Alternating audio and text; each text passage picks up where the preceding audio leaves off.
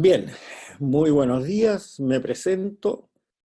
Yo me llamo Juan Ignacio Caís, tengo 77 años, casado de hace 51 años con mi señora, la Fran.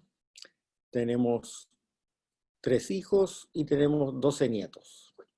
Ingeniero civil de la Universidad Católica de Chile, en que cuando yo estaba estudiando ingeniería civil, alguien me invitó a estudiar también un diplomado en teología, en la Facultad de Teología de la misma universidad. Me gustó la idea y hice un diplomado en 4 años.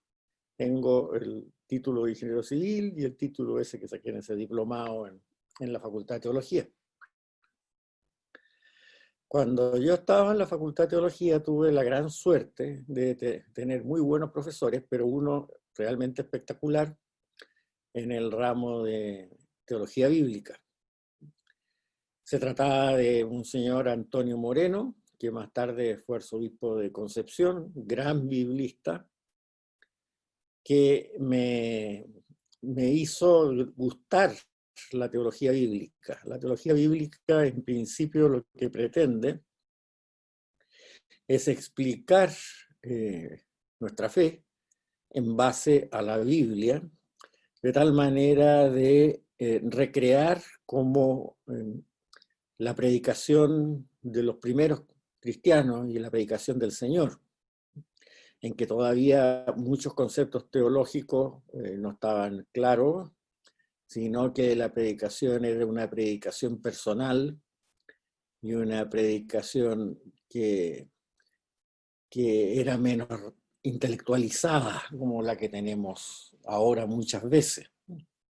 Y eso me gustó mucho, así que decidí especializarme en mi área tecnológica en eso, después de bastante tiempo ya de trabajando profesionalmente como ingeniero y habiendo sacado los 2 títulos. Algunos párrocos me invitaron a dar charlas y seminarios sobre teología bíblica, y bueno, eso es lo que llevo haciendo hace 35 años más o menos, además de ganarme la vida como ingeniero, por supuesto.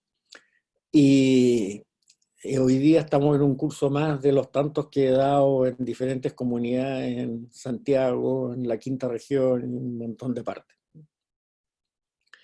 Espero que disfruten del curso porque les digo que creo que el tema vale mucho la pena. Y bueno, partamos.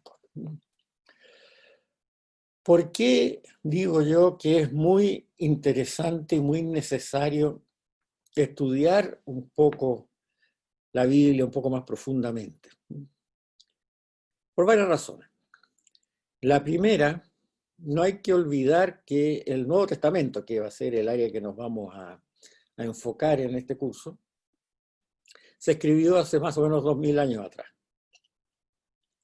Y eso significa que obviamente hay que saber un poco de la mentalidad de la época de 2000 años atrás, un poco el lenguaje, porque piensen ustedes que si nosotros nos hace bastante difícil leer el Quijote en su versión original, que fue escrito solo hace 500 años atrás, con más razón nos va a salir bastante difícil leer un libro que fue escrito hace 2000 años atrás. Hay diferencias de lenguaje, hay diferencias de enfoques culturales de la época, etcétera, etcétera, etcétera. Por mucho que las traducciones nuevas de la Biblia que se leen en las misas, por ejemplo, traten de evitar el problema del lenguaje, pero no se elimina totalmente, porque no solamente es cosa de traducir del idioma original al castellano, sino también tener claro que el significado de las palabras ha cambiado en estos 2000 años, por mucho que en el diccionario la traducción parezca correcta. Les pongo un ejemplo. El concepto del Padre. El Señor llama a Dios Padre, su Padre. Bueno, ¿qué significa eso? Porque el concepto de padre a lo largo de mi vida solamente ha cambiado mucho. Mi papá, a quien que yo quise mucho y ya falleció hace un montón de tiempo, cuando yo tenía 7 años, o sea, hace 70 años atrás, veraneábamos habitualmente en Concón, en un balneario de la costa de aquí, cerca de Santiago, y él, como la mayoría de los caballeros en esa época, cuando bajaba a la playa, bajaban de terno, zapatos y corbata. Y había unas cabañitas o unas carpas que servían para que los caballeros y las señoras y las damas se cambiaran de ropa y se pusieran el traje de baño. Hoy día, evidentemente, eso suena rarísimo. O sea, mis nietos, los padres de mis nietos, obviamente cuando van a la playa y salen de donde están alojando a ir a la playa, van en traje de baño, con una polera encima, ¿no? Eso de andar elegantísimos en la playa no se estila. También en la época que yo tenía 7 años, tampoco se estilaba que los papás jugaran fútbol en las calles con los hijos, y menos que salieran a escalar cerros con ellos. Sin embargo, hoy día mis nietos, sus padres, pues, mis hijos o mi yerno, evidentemente juegan el juego que sea, juntos, fútbol en la calle, en una cancha, donde sea, escalan cerros juntos, salen de camping juntos, etc. Entonces, cuando nos preguntamos cuál era la imagen que tenía, que dice la Biblia con respecto al Señor a su Padre, ¿es la misma que yo tenía a los 7 años de mi papá? ¿O es la misma que tienen mis nietos hoy día de sus padres? Bueno, la respuesta es ninguna de las dos. Cuando cuando Jesucristo nos dice que su Padre Celestial, Él está refiriéndose a la imagen de padre que tenía un niño en Israel hace 2000 años. Esa es la imagen que Él está dando. Y esa nosotros la desconocemos habitualmente. Entonces, por esa razón que es bueno hacer un estudio un poco más profundo del Nuevo Testamento para poder entender realmente qué es lo que se está refiriendo. En segundo lugar, el Nuevo Testamento no es un libro, son 27 libros distintos. Y el Antiguo Testamento es peor todavía, porque son 45 libros distintos. Y cada uno de estos libros del Nuevo Testamento, me voy a circunscribir al Nuevo Testamento ahora, es un libro que se escribió con una finalidad específica y que nosotros cuando lo leemos o cuando lo escuchamos en la misa no la conocemos. Por ejemplo, las cartas de San Pablo, que son muchas las que hay, o las cartas en general de todos los apóstoles, las epístolas que llamamos nosotros, se escribieron con una finalidad específica, son cartas privadas. Eso es algo que muchas veces no entendemos. Son cartas privadas que se escribieron con la idea de resolver un problema que esas comunidades destinatarias de esas cartas le habían preguntado previamente a Pablo o al apóstol que fuera, cómo resolver ese problema que tenían. Entonces, para nosotros es muy difícil entender de buenas a primeras el significado de eso. Primero porque no conocemos qué le habían preguntado a Pablo o al resto de los apóstoles, cuál era su problema que tenía que resolver. Y en segundo lugar, porque tampoco conocemos la historia por la cual se escribió esa carta. Por ejemplo, hay una carta de San Pablo que es muy bonita, que se llama La carta a mi querido Filemón, la carta a Filemón. Y en ella se relata un problema grave que tenía este Filemón, que tenemos que tratar de adivinar quién era, con otra persona que se llama Onésimo, que tampoco conocemos y que tenemos que tratar de adivinar quién es. Bueno, si no sabemos cuál, o por lo menos intuimos, o leemos algo que nos diga, porque se haya investigado, cuál es el problema real que tenían Filemón y Onésimo, y que Pablo lo trataba de resolver, si no sabemos eso, cuando leamos la carta a Filemón, que es muy simpática, la vamos a estudiar aquí enterita, o cuando la escuchemos en la misa, porque también se lee en la misa algunos días, no vamos a entender el problema que se está resolviendo. Entonces no vamos a entender la carta. Vamos a escuchar una serie de ideas muy lindas, pero que no sabemos a qué se refieren. Ese es el problema. El tercer punto, por la cual tenemos que estudiar un poco el Nuevo Testamento previamente para poderlo leer bien, y poderlo leer bien y encontrarlo entretenido, porque es muy entretenido, cuando se entiende realmente qué es lo que dicen. Es que los destinatarios de estos 27 libros eran de dos grupos muy distintos, que tenían intereses muy diferentes. Uno eran los que se llamaban, los que se han llamado después, judeo-cristianos. ¿Y estos quiénes eran? Estos eran judíos comunes y corrientes que aceptaron a Jesús de Nazaret como el Mesías esperado de Israel.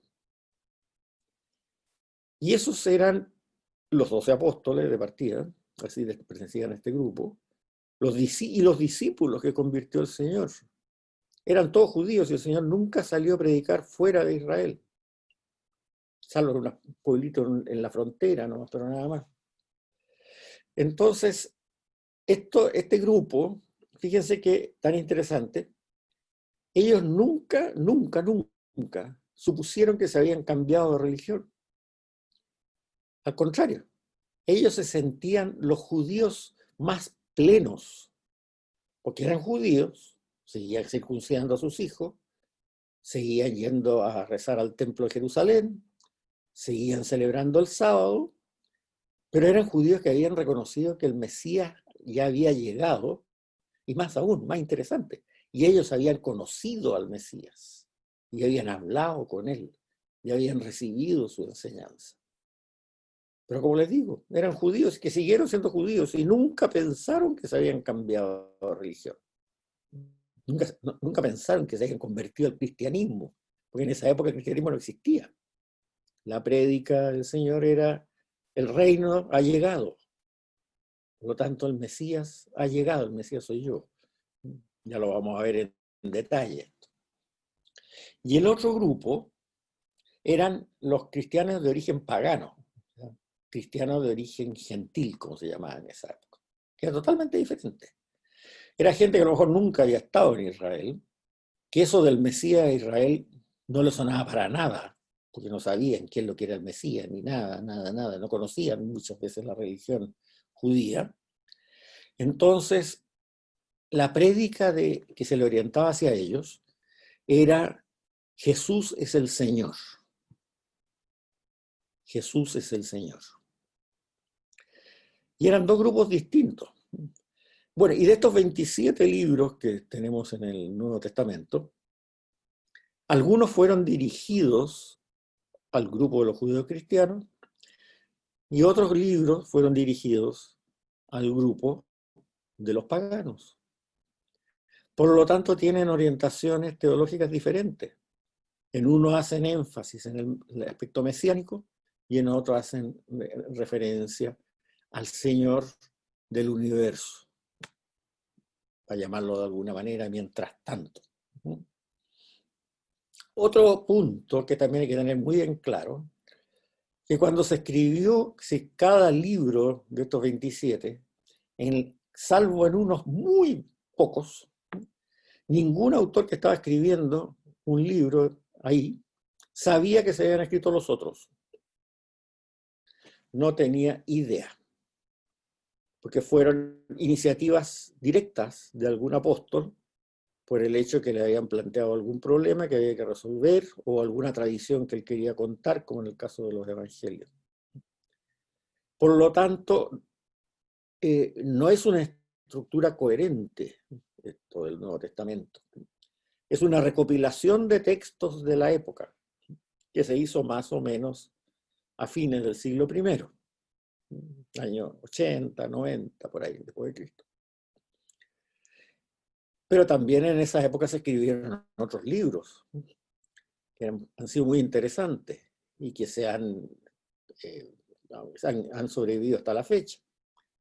como ser, por ejemplo, tenemos lo que hoy día llamaríamos una encíclica papal del Papa Clemente, tercer sucesor de San Pedro, el obispado de Roma, que la escribió por allá por el año 90, bueno, 90, 92, una cosa así, más o menos contemporánea al momento en que se estaba escribiendo el Apocalipsis, el libro del Apocalipsis del Nuevo Testamento.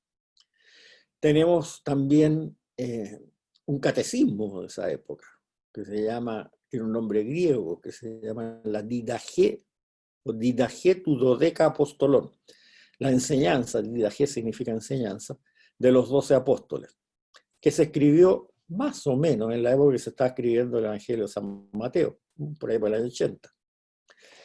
Bueno, ¿y qué pasó con esos libros que han sido muy, muy elogiados por la Iglesia desde esa época?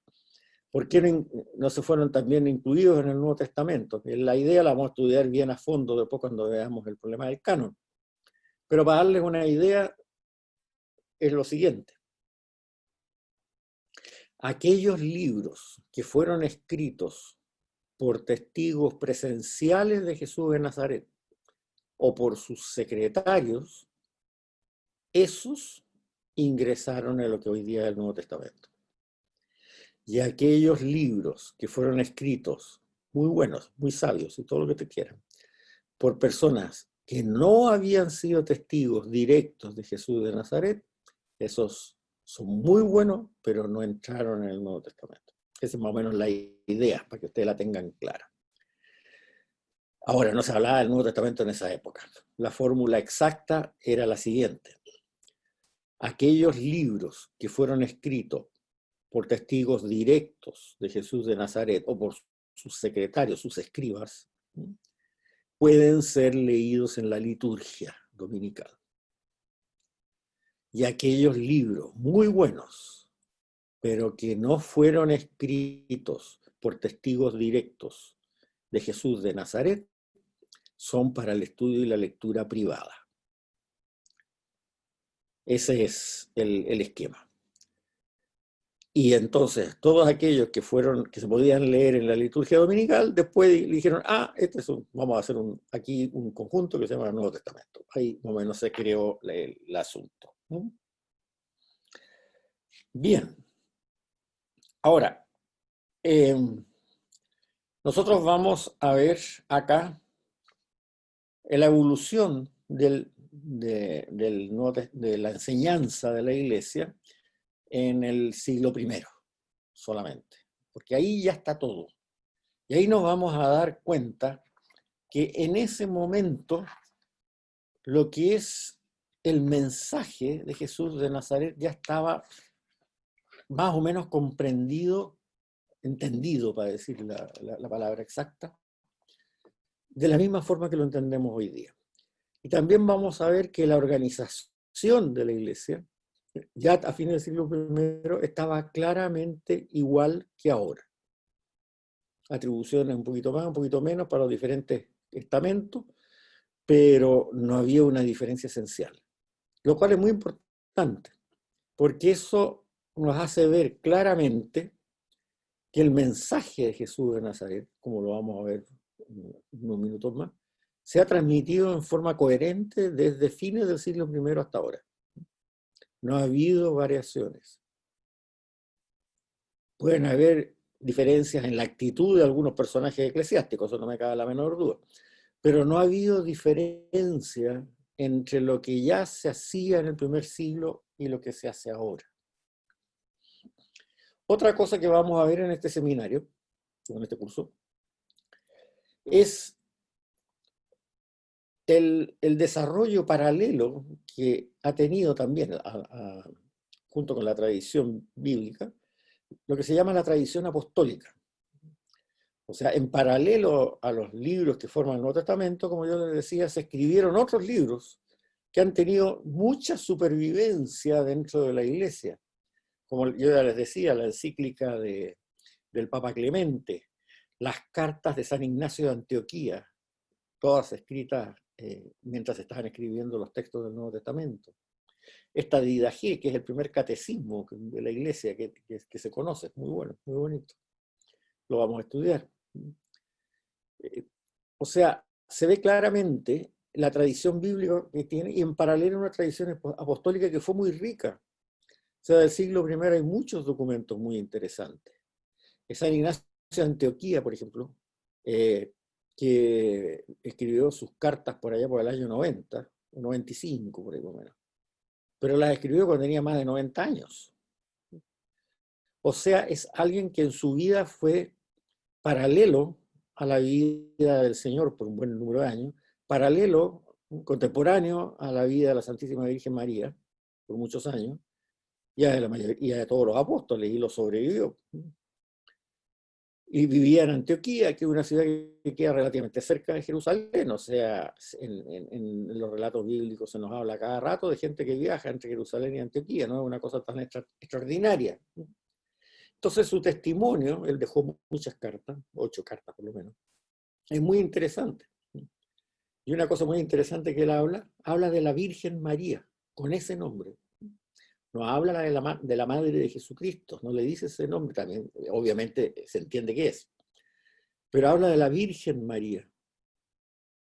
O sea, la devoción a la Virgen ya viene de esa época, de gente que a lo mejor la conoció en lo personal, porque vivía en una ciudad cercana y era contemporáneo. Y si no la conoció personalmente, conocía perfectamente su historia. Entonces, esa tradición eclesial es muy interesante y la vamos a ver. Vamos a tratar de también tener bien claro, y se puede lograr eso, de que por los testimonios cruzados que se tienen de estos libros y de otros que se escribieron de la tradición apostólica, entendemos bien, vemos bien que la, la, la, la transmisión del mensaje de Jesús de Nazaret se hizo en una forma muy coherente para la época. Por lo tanto, no se puede hablar que han habido inventos o cosas así posteriores. Estaba todo escrito antes del año 100 y además escrito por fuentes que que no sabían el uno que el otro estaba escribiendo. Entonces, si hubiera sido un invento, habría habido contradicciones muy fuertes entre esos 27 libros, y no lo hay. Hay algunos detalles de tipo geográfico, nomás cosas así que uno no sabe si le da la razón al uno o le da la razón al otro, pero que no tiene ninguna importancia desde el punto de vista teológico. Ahora, este seminario lo vamos a organizar exactamente como si nosotros hubiéramos vivido en esa época. O sea, la materia la vamos a pasar en orden cronológico, porque así uno entiende mejor cómo se generó este mensaje de Jesús de Nazaret hacia el resto del mundo. Lo vamos a ver en forma cronológica. Desgraciadamente nuestras Biblias no ordenan los libros en forma cronológica. Por lo tanto, se pierde una visión mucho más global del mensaje. Porque si uno los ordenara en forma cronológica, va viendo cómo la idea se va desarrollando y como que cada libro apunta al siguiente. Pero desgraciadamente no lo han hecho así, por tradición, etc. Los libros más antiguos del Nuevo Testamento son las cartas de Pablo, y no están al principio del Nuevo Testamento, no están ahí. Y tampoco dentro de las cartas de Pablo están en orden, porque la primera que aparece en nuestra Biblia es la carta a los Romanos, que fue la última que escribió. Pero en fin, nosotros lo vamos a ver en orden cronológico. La otra cosa que les voy a aclarar es que lo que yo les hable, habrá cosas que le van a llamar la atención, porque la ciencia bíblica ha avanzado mucho en los últimos 50 o 70 años, sobre todo después que se descubrieron los manuscritos del Mar Muerto, en Qumran. Pero yo lo que les voy a hablar, aunque a ustedes les llame la atención a veces algún dato, por ejemplo, hoy día se sabe que el libro del Apocalipsis no lo escribió San Juan Evangelista, sino que un discípulo de él. Pero no importa, porque se refiere a su predicación, además es de la misma escuela, la teología tanto el libro del Apocalipsis como el del Evangelio de Juan y las tres cartas de Juan, es exactamente la misma. Es lo que se llama la teología de joánica, o sea, la teología que viene de predicación de Juan. Pero a veces hay gente que le choca eso, que uno diga, no, mire, el Apocalipsis lo escribió un discípulo de Juan, y ya vamos a ver quién era, muy importante. Entonces, no se preocupen de eso, porque yo todo lo que voy a decir hoy día dentro de la Iglesia Católica es ampliamente reconocido, o sea, no voy a decir ninguna cosa que suene, que sea dudosa. Las cosas que sean dudosas no se las voy a contar. Pero lo que yo les voy, y eso algún día se aclararán, pero todavía a lo mejor no están aclaradas, por eso que no se las voy a contar. Pero todo lo que yo voy a decir, aunque ustedes de repente hay algo que les llame la atención, porque cuando estudiaron el catecismo en el colegio se le decían distintas, se pensaban distintos, no se preocupen. Todo eso está aprobado hoy día por la Iglesia.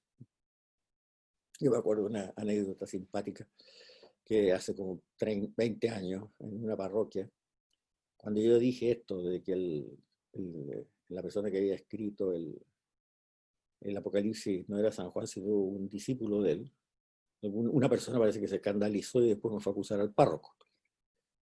Pero bueno, el párroco había sido profesor mío de la Facultad de Teología, o sea, que entendió perfectamente el problema.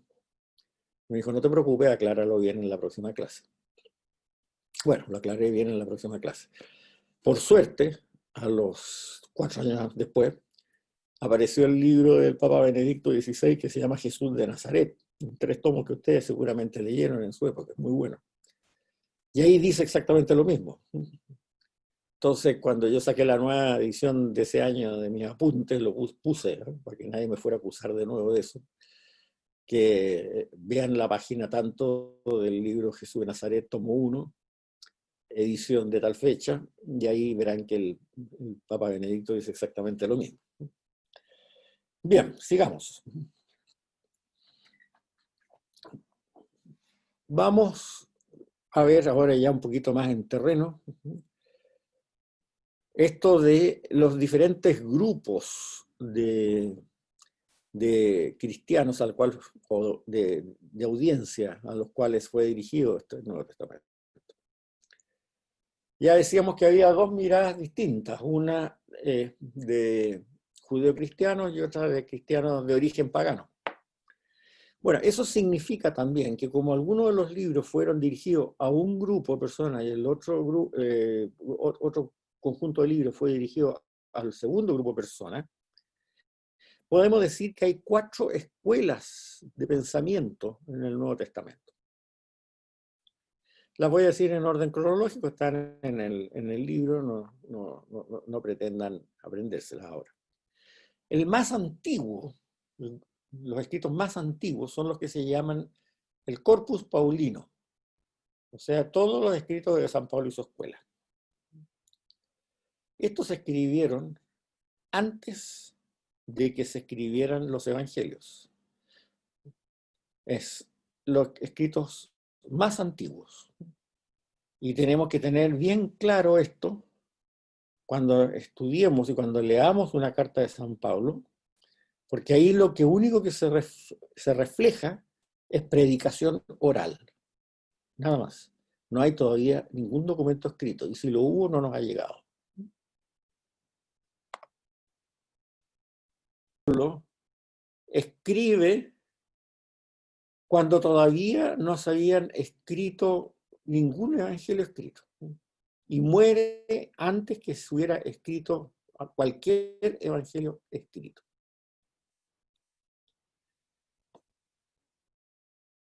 Por eso que cuando San Pablo habla que les transmito el evangelio, y nosotros pensamos que llevaba un librito que se lo predicaba a la audiencia, estamos equivocados. San Pablo cuando dice les predico el evangelio, él está usando una palabra griega que significa la buena noticia, nada más. Los segundos escritos, que ya se escriben después que han muerto tanto San Pedro o San Pablo, ajusticiados, son los que se llaman los escritos de la gran iglesia, porque es un nombre muy rimbombante, pero se refiere a 4 escritos que se hicieron en generalidad. O sea, los escritos de San Pablo estaban destinados a comunidades específicas. La carta a los corintios la escribió para el problema que tenían los corintios. La carta a los tesalonicenses por el problema que tenían los tesalonicenses, etc. Estos se escriben a la iglesia en globo. Y son cuatro, en realidad son tres, pero en las Biblias aparecen como cuatro. Los evangelios sinópticos, que son en orden cronológico, San Marcos, San Mateo y San Lucas. Y el libro de los Hechos de los Apóstoles de San Lucas, que es la segunda parte de su evangelio. Comienza exactamente donde termina su evangelio, sin ninguna sensación de ruptura. ¿Por qué está dividido en dos? Hay varias teorías. La más pintoresca, que parece que es posiblemente la más real, es que cuando se empezaron a usar los pergaminos, que son de piel animal, no había ningún cordero tan grande como para poder escribir en su piel todo el libro completo. Entonces a un buen escribano se le ocurrió partirlo justo por la mitad, que es más o menos lo que relata la ascensión del Señor. Hacerle una pequeña epílogo así de 3 líneas a uno y un pequeño prólogo de 3 líneas al otro, y entonces quedó como 2 libros. El Evangelio de San Lucas y el libro de los Hechos de los Apóstoles de San Lucas. Pero en realidad es el mismo libro. Por eso que a veces se dicen son 3, a veces se dicen son 4. La tercera escuela o pilar teológica del Nuevo Testamento son una serie de cartas que están escritas explícitamente para judeocristianos. Por lo tanto, si nosotros no entendemos bien la problemática de los judeocristianos, no vamos a entender nada de esas cartas. Son la epístola a los Hebreos, la carta de Santiago, la carta de San Judas y las 2 de San Pedro. Están escritas claramente para judeocristianos. Y el cuarto pilar, el último prácticamente que se escribe así en forma integral, son los escritos de San Juan. El Evangelio, sus 3 cartas y el libro del Apocalipsis. Se llaman escritos de San Juan, aunque alguno no lo haya escrito él, sino un discípulo, porque son de su escuela, no cabe la menor duda. Hablan del mismo pensamiento, estos 5 escritos, estos 5 libros, y la misma teología y el mismo estilo incluso de redacción en muchos casos.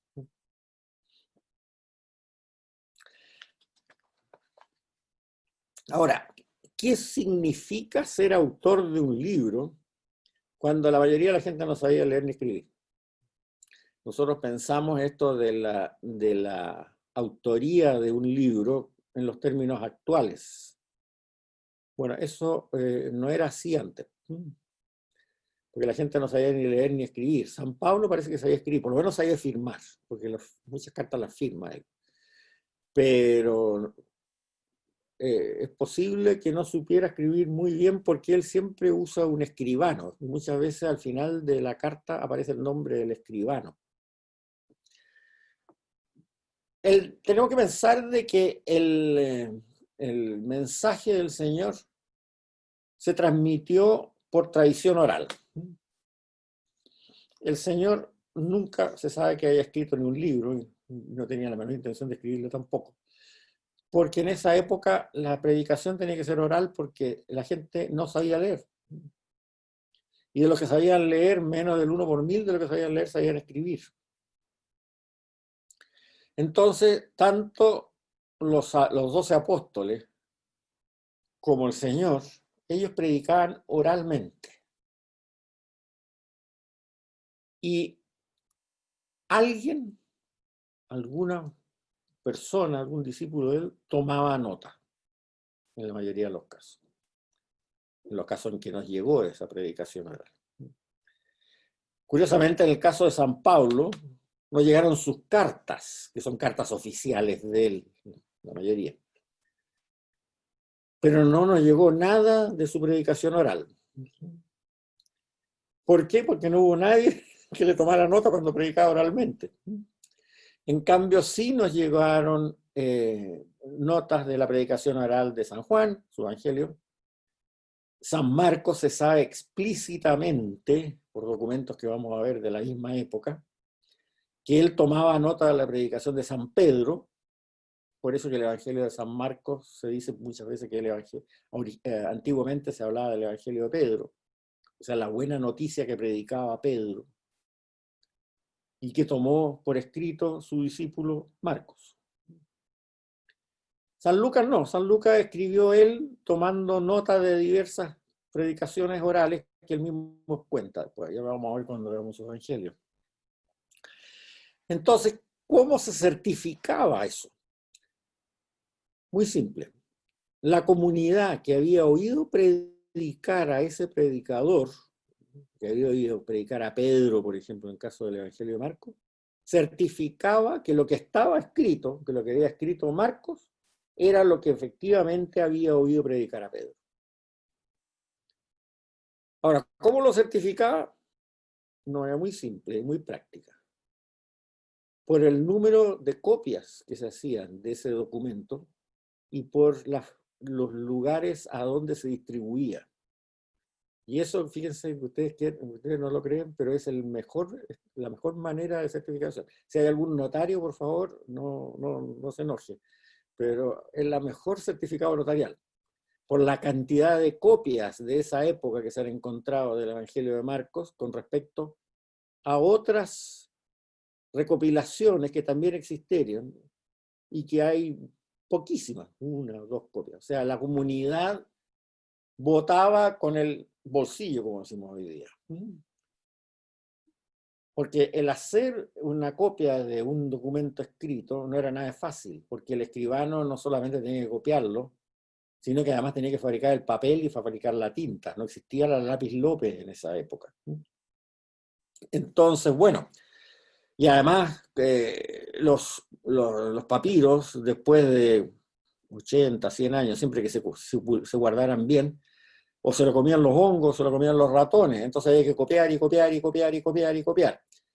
Entonces, la comunidad claramente decidía cuál reseña de la predicación oral era la que valía por el número de copias que se hacían.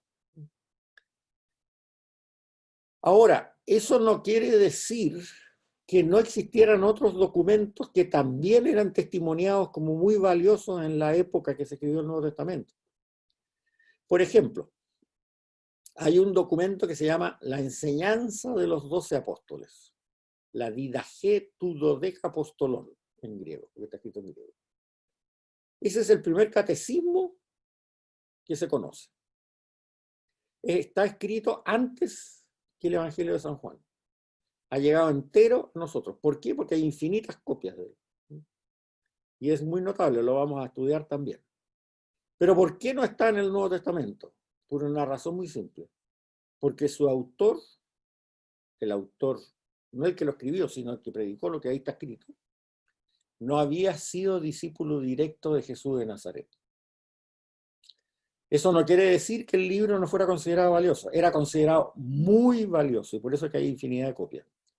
Pero como no era discípulo, el autor oral de Jesús de Nazaret directamente, entonces no se incluyó en el Nuevo Testamento.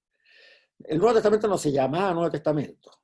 Lo que se decía era, los libros que fueron escritos o que fueron resultado de una predicación oral puesta por escrito de un testigo directo de Jesús de Nazaret, esos libros pueden ser leídos en la liturgia. Y aquellos libros que muy buenos, pero que fueron escritos a raíz de la predicación oral de una persona que no era testigo directo de Jesús de Nazaret, son solo para el estudio y la edificación privada. No se pueden leer en la liturgia.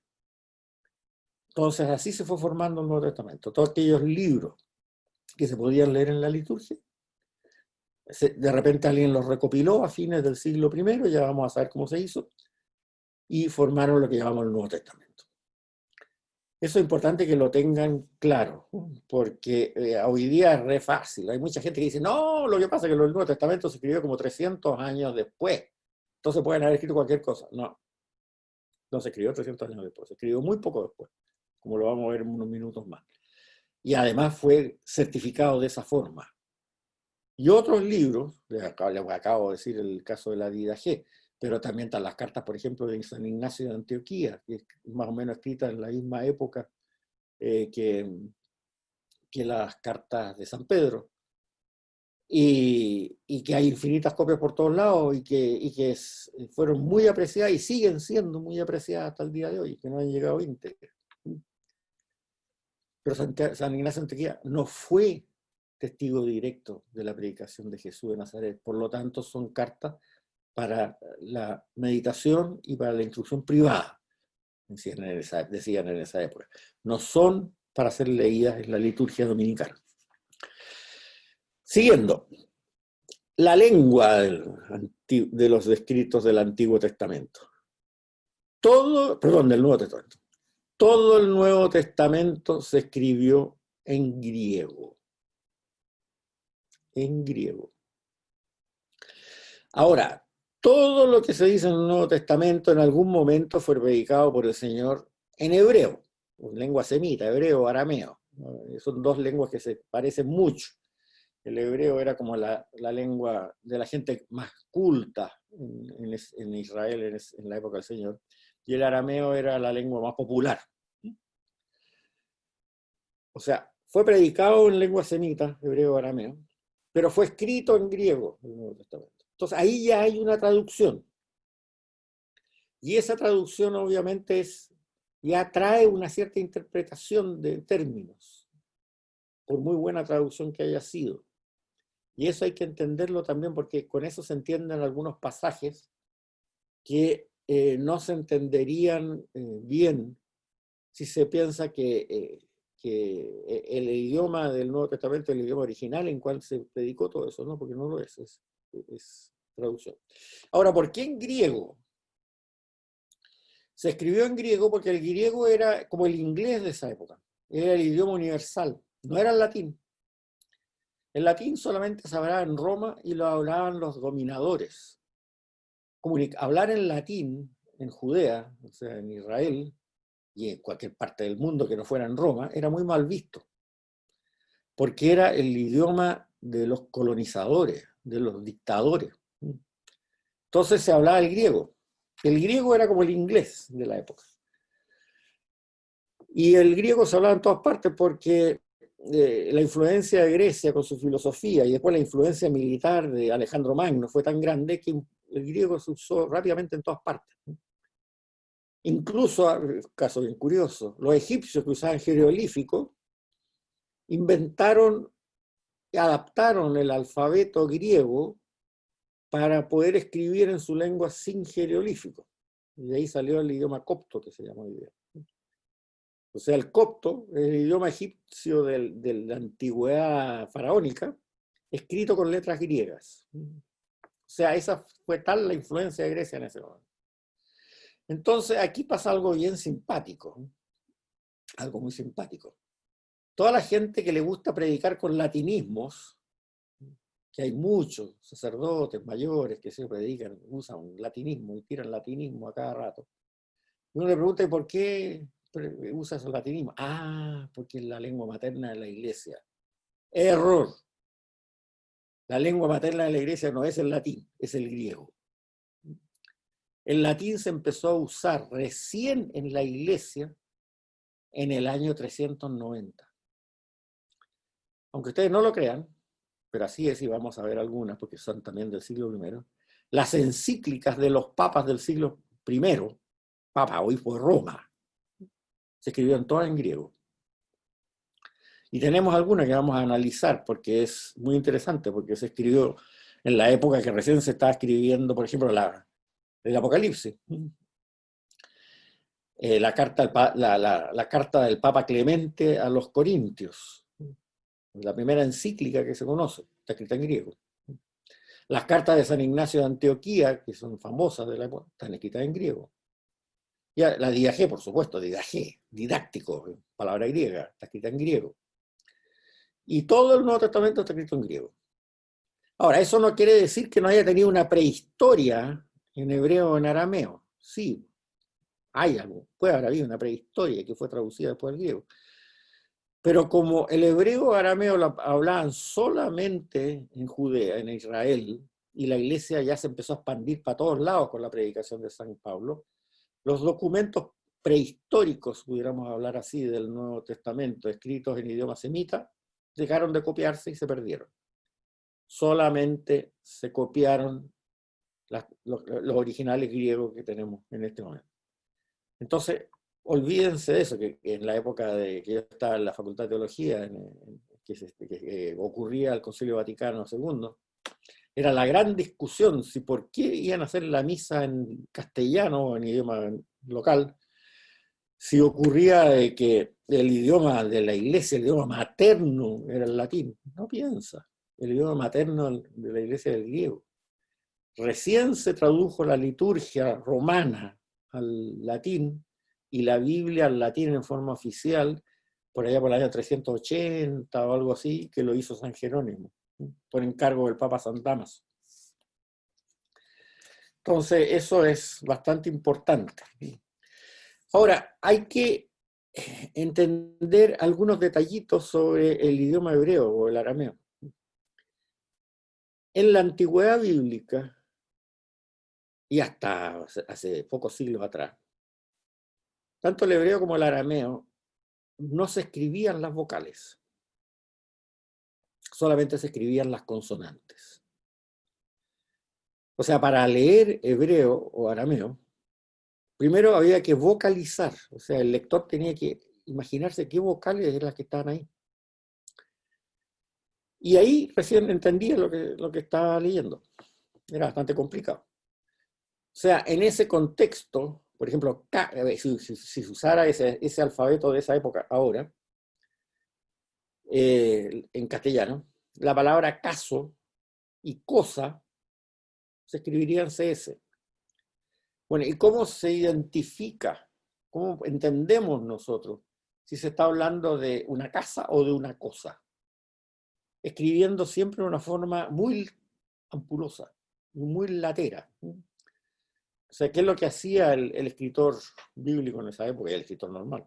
Decía, mira, mi CS es aquella que está arriba de la colina y que tiene unas persianas verdes y la puerta pintada de rojo. Bueno, ahí el que leía eso entendía claramente que ese CS se refería a una casa. Pero no siempre ocurría ahí. Y aquí le voy a contar una anécdota para que ustedes entiendan el problemita. Si ustedes han visto en Roma el Moisés de Miguel Ángel, se van a extrañar, y sí que no se han extrañado ya, pero si no vean una foto, internet está llena de fotos del Moisés de Miguel Ángel, que aparece con cuernos, aquí, con cuernos, literalmente con cuernos. ¿Y por qué aparece con cuernos? Porque cuando San Jerónimo estaba tradujo el Antiguo Testamento del hebreo directamente al latín, en el año 380 y tantos, por encargo, como decía yo, del Papa San Damaso, resulta de que el hebreo, como se traduce normalmente en una Biblia buena, dice que Moisés, al bajar del monte Sinaí con las tablas de la ley que le había entregado a Dios bajo sus brazos, su cara resplandecía, estaba resplandeciente porque había visto al Señor. Bueno, toca la mala suerte para San Jerónimo, que resplandeciente se escribe con las mismas consonantes que cuernos. Ya ustedes se imaginarán lo que pasó, ¿no? Que San Jerónimo, en vez de decir su cara estaba resplandeciente porque había visto al Señor, puso su cara estaba con cuernos porque había visto al Señor. Y le dice claramente en la Vulgata de San Jerónimo, si ustedes la miran ahí, dice cornutum. Entonces, Miguel Ángel, que en esa época las Biblias estaban todas en latín, todavía no se había autorizado las traducciones, ya no se habían usado las traducciones a lengua normal. Entonces agarró la Vulgata para ver cómo había llegado Moisés del monte Sinaí y lo puso con cuerno. Y si ustedes miran, y les doy de tarea, métanse en internet después y vean la foto de Moisés de Miguel Ángel, parece con cuerno. Bueno, ese es el problema que han tenido muchas traducciones del hebreo a diversos idiomas. Y por supuesto también se percibe el mismo problema en el Nuevo Testamento, pero no tenemos el original hebreo ahí. El caso más típico, ya vamos a ver cómo lo resolvemos después, cuando veamos ese problema específico en el Evangelio. Pero el camello que pasa por un ojo de una aguja, obviamente no fue predicado como camello. Y si alguien tomó nota en hebreo de eso, habrá tomado nota escribiendo solamente las consonantes. Y bueno, y toca la mala suerte que camello, en hebreo, con las mismas consonantes que se escribe camello, se escriben un montón de cosas más. Entonces el evangelista que puso camello, que lo escribió él, por lo demás, por lo tanto no se puede corregir, puso camello, donde lo más probable es que haya sido predicado otra cosa.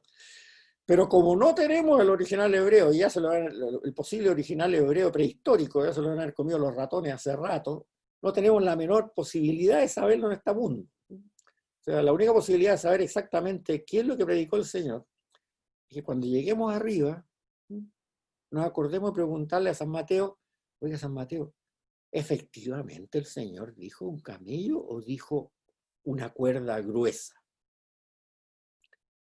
Yo creo que va a decir, no, si dijo una cuerda gruesa, porque esa es una palabra que se puede escribir con las mismas consonantes en hebreo que se escribe camello. Eso lo vamos a ver cuando veamos el Evangelio de San Mateo. Pero no tenemos la menor manera de saberlo, en esta tierra al menos. A menos que se descubriera un manuscrito antiguo, pero que es difícil, después de tanto tiempo. La difusión de estos documentos fue enorme en su tiempo. Por eso que decimos que el mensaje ha sido bien escrito. Me explico. Les voy a dar, por ejemplo, el caso de Platón. Platón vivió más o menos en alrededor de 400 años antes de Cristo. Recuérdense eso. Todo está en los apuntes, no lo anoten. Y la copia más antigua que tenemos de sus escritos es de 900 años después de Cristo. O sea, hay una diferencia de 1200 años en que se copiaron manuscritos, se copiaron a medida que se iban pudriendo, se iban copiando. Pero la primera copia que tenemos es de 1200 años después de lo que escribió Platón. Entonces, ¿cómo garantizamos de que efectivamente en esos 1200 años no se han transmitido errores? O incluso hasta malas intenciones. Bueno, una manera es viendo cuántos documentos de esa época tenemos para poderlos comparar. Creo que tenemos 7 solamente, bien antiguos, de esa época, del año 900 después de Cristo. 7 documentos. Bueno, esos 7 documentos pueden haber sido copiados del mismo padre documental. Entonces tampoco nos dicen mucho. Pero miren, en el Nuevo Testamento, por ejemplo, bueno, hay un caso ahí que les pongo también de Suetonio, por ejemplo, que es igual, o el de Homero, son todos casos parecidos. En el Nuevo Testamento se escribió todo entre el año 50 y el año 100 después de Cristo. Entre el 50 y el 100, dependiendo del autor, del escrito. La copia más antigua es del año 100 que tenemos hoy.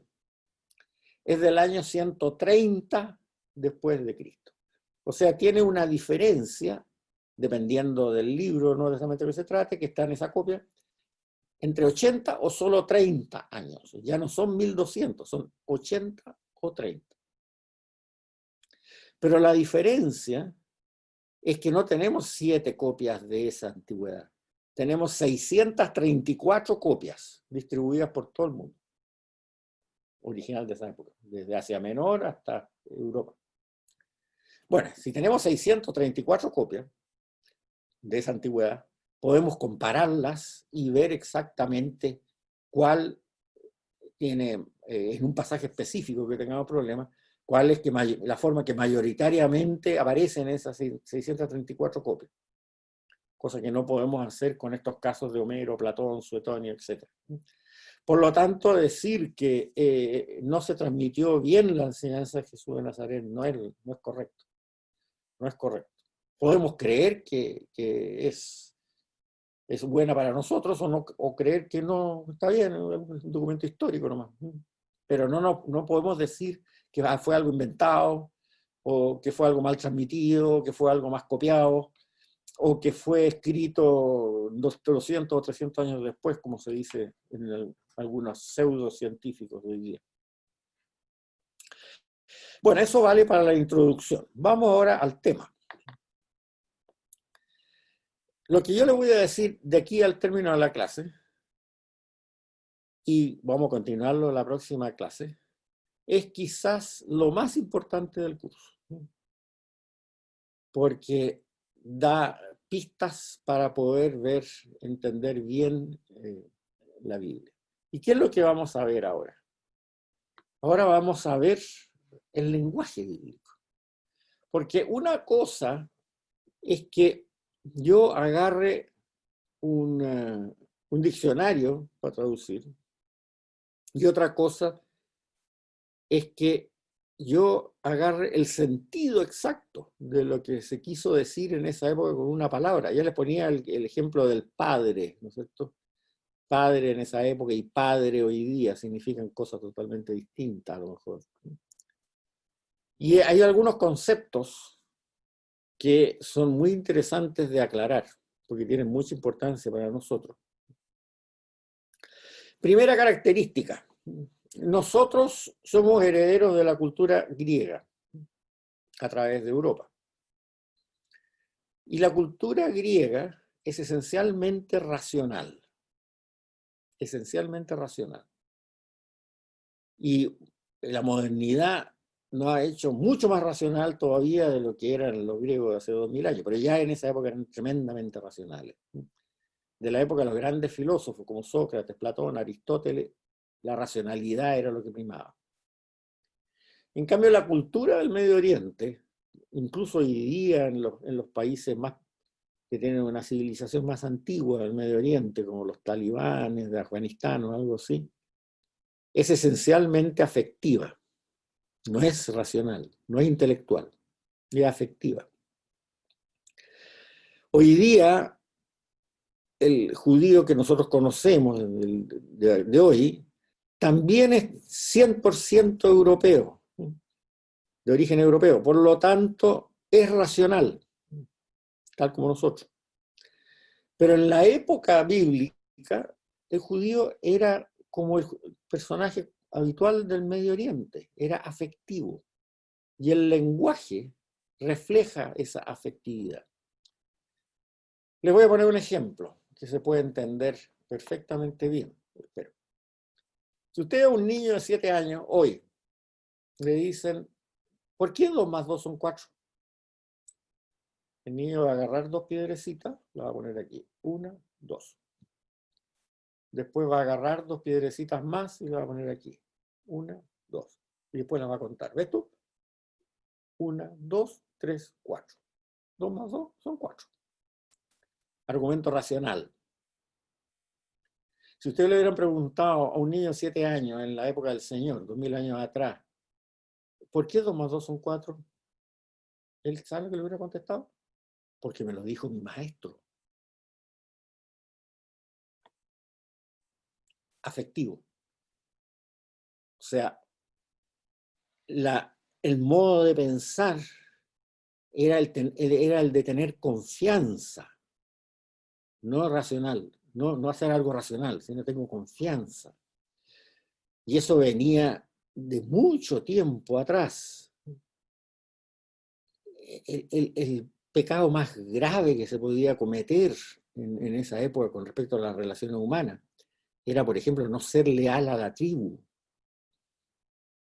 no ser leal a la familia, no ser leal a la tribu. Entonces, esa explicación que le habría dado a ese niño es totalmente normal. Me lo dijo mi maestro.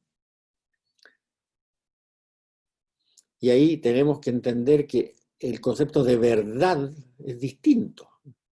Es verdad lo que me ha dicho un sabio. y yo lo he asimilado así. Ese era el concepto de verdad en esa época. No se certificaban hechos por ser hechos nomás, sino que era la verdad se transmitía como consejo para la vida. Y por lo tanto era verdad lo que un sabio me había transmitido y iba a ser útil para mi vida. Y esto se refleja muy claro en tres conceptos que vamos a llegar ahora. El concepto de misterio, revelación y fe. Vamos al primero, misterio.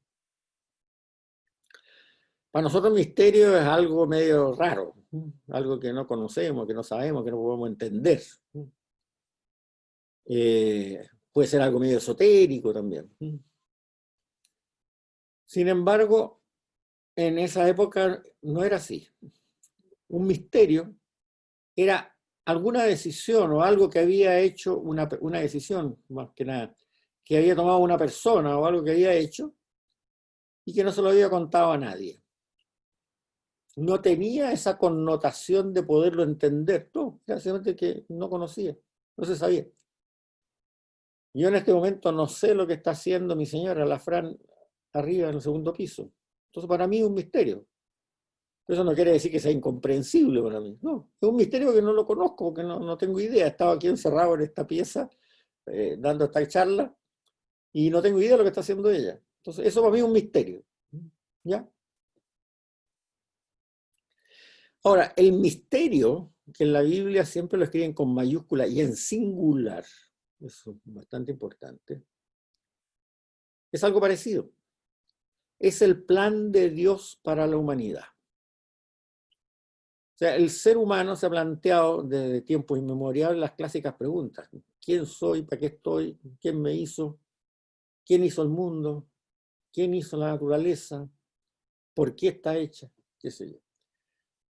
Y eso lo atribuye a un plan de Dios. Un plan de Dios para la humanidad. Y ese es el misterio. Siempre se escribe en la Biblia originalmente, y ojalá en una buena traducción aquí también, en castellano, en singular y con mayúscula. Es el plan de Dios para la humanidad. Y bueno, ¿qué es lo que es una revelación? Algo muy sencillo, es contar un misterio. O sea, yo cuando termine la clase voy a ir para arriba, mi señora me va a preguntar cómo fue la clase, le voy a decir, espero que hayan entendido todo lo que dije, y ella me va a decir, mira lo que estuve haciendo aquí, ordenando esto y esto otro, ya, para que quede más ordenadito. Y con eso me revela el misterio. Me revela el misterio de que yo no sé qué es lo que está haciendo en este momento. No tiene nada que ver con entendimiento, ni con comprensión, ni nada. Es una información que alguien revela de lo que estuvo haciendo o decisiones que había tomado y que por lo tanto eran un misterio. Ahora, la Biblia cuando habla de la revelación, en singular y también con mayúscula, se está refiriendo a que Dios cuenta al ser humano ese misterio que es su plan para la humanidad. Entonces, la revelación es la revelación con mayúscula y singular, es la revelación del misterio con mayúscula y singular. Él es singular, es un solo misterio. Y ese misterio es cuál es el plan de Dios para la humanidad. No hay nada de esotérico, nada de cosa complicada, nada de esto. Es nada más que una revelación, el contarnos por parte de la divinidad cuál es el plan por el cual nosotros estamos aquí, por cuál nos hizo, cuál es lo que tenemos, qué es lo que tenemos que hacer, por qué la naturaleza es así, los planetas, el cielo, qué sé yo, etcétera, etcétera, por qué fue creado. Ahora, esa revelación es la que está escrita en la Escritura, en la Biblia. La revelación con mayúscula y en singular es esa historia en que Dios nos cuenta a nosotros su plan para la humanidad, el misterio que es su plan para la humanidad. Bueno, desgraciadamente en nuestras Biblias no están los diferentes escritos, tanto en el Antiguo Testamento y en el Nuevo Testamento, escritos en forma cronológica. Porque si lo estuvieran en forma cronológica, se va notando esa relación en que el escrito X apunta al que se escribió después, y el escrito que se apuntado después apunta al que se escribió un poquito más allá, etcétera, etcétera, etcétera. Y eso es muy interesante. En la Biblia hebrea, lo que usan los judíos hoy día, que es nuestro Antiguo Testamento básicamente, los libros están ordenados por un esquema cronológico más o menos adecuado. Pero en las nuestras no, en las Biblias cristianas no están así. Entonces, claro, la Biblia hebrea, si ustedes la leen en hebreo, una buena Biblia hebrea va a estar organizada en forma cronológica. La nuestra no. Y el Nuevo Testamento, nada que ver con la cronología, como decíamos hace un tiempo atrás, un poco de rato atrás, los escritos más antiguos son los de San Pablo, y los de San Pablo aparecen después. Y peor aún, la primera carta de San Pablo que aparece en nuestra Biblia es la carta a los Romanos, que fue la última que escribió San Pablo. Entonces, ese orden cronológico se pierde en nuestras Biblias. Pero, Bueno, Ignacio, sí, decime. bueno, Ignacio, Sí, una consulta. Yo he hablado mucho con los judíos sobre el Antiguo Testamento de ellos, y uno de los problemas que para ellos son estrictos, pero la verdad, es cómo se va reproduciendo en el tiempo ese Antiguo Testamento, las distintas traducciones. Ellos cuentan hasta las letras, eso daría para cuentan, una clase entera. Ya lo vamos a ver más adelante. pero Pero cuentan hasta las letras, ¿ah? ¿ah? Es súper interesante el tema. Sí, sí, ya lo vamos a ver más adelante, pero dejémoslo por aquí en este momento. Esto es una No, está introducción. bien, perfecto, perfecto. Claro. Bueno, entonces, la Biblia, si la entendemos así, como un relato cronológico de la revelación del misterio, no hay que tomarla, como a veces la toman algunos evangélicos erróneamente, como una foto, como que nos muestra la palabra de Dios, así una foto. Dios te dijo, Dios aquí, Dios acá. Y ellos hacen todo un enredo, unas conclusiones, porque si juntan lo que se dice en el Apocalipsis con lo que dice el libro de Daniel del Antiguo Testamento, entonces sacan que el fin del mundo se va a acabar en no sé qué año. No es así. La Biblia no es una foto. La Biblia, la revelación del misterio, es una historia. Por lo tanto, tienen que pensarlo como que si fuera una película. No es una foto. Y una película en que Dios se va revelando su misterio en la forma que la cultura, tanto social, fundamentalmente social, que tiene en esa época el ser humano, le permite comprender. Le voy a poner un ejemplo. En la época de Abraham, Abraham, los escritos de Abraham del 0800, 1200, un poquito más, 1100 años antes de Cristo, más o menos. La única ley moral que se le exige a Abraham en ese momento, Dios le exige, es la ley del talión. Ojo por ojo, diente por diente. Eso muchas veces se piensa mal, pero no, para la época es extraordinario, porque traducido a términos actuales, la ley del talión lo que significa es que el castigo de una falta no puede ser superior a la falta. O sea, si a ti la tribu del lado te roba una vaca de tu ganado, tú lo máximo que le puedes exigir en compensación es otra vaca. No puedes ir allá y hacerle un castigo de matarle 100 vacas para que nunca más, para que aprenda nunca más a robarte una vaca a ti. No, eso no se hace.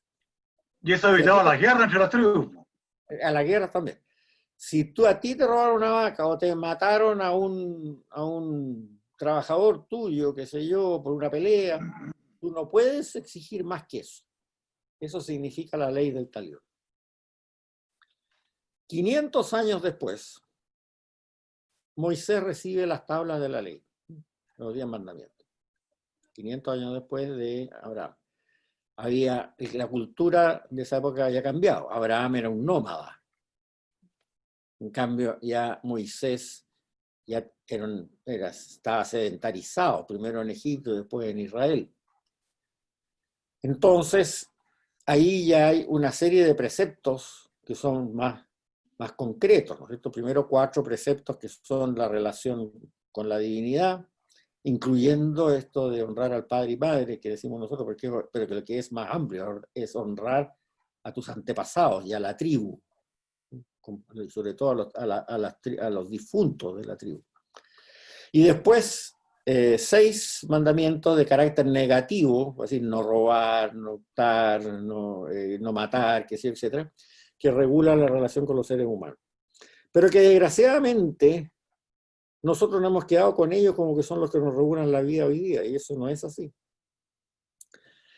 Porque más o menos 800 años después, pasaron 500 entre Abraham y Moisés, y 800 años después viene el Señor.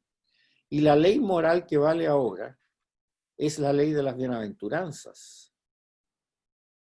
Ahora, ¿significa eso que cada una de estas avances morales anula la anterior? No, para nada.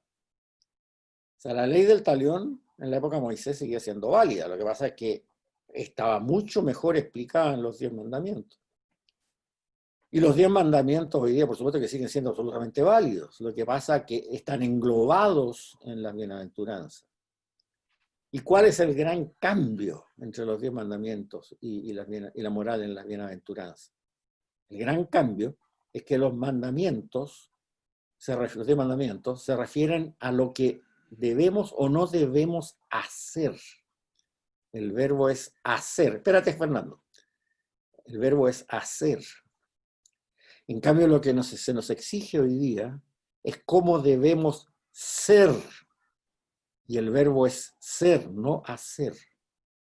Hoy día eso nos exige mucho más. Lo que pasa es que no se nos enseña mucho eso a veces, hay que reconocerlo. Pero si nosotros vemos todo el problema que ha habido en este momento, cuando subió el Papa Francisco, de la misericordia, los mandamientos, de todas estas cosas, es porque no se entiende eso. Hoy día se nos exige cómo debemos ser. Y si nosotros somos, como nos dicen las bienaventuranzas, haremos lo que nos dicen los 10 mandamientos también. Pero como dicen los matemáticos, eso te va a gustar, Fernando, el cumplir con los 10 mandamientos es necesario, pero no es suficiente para la moral que se nos exige ahora. Hoy día se nos exige mucho más.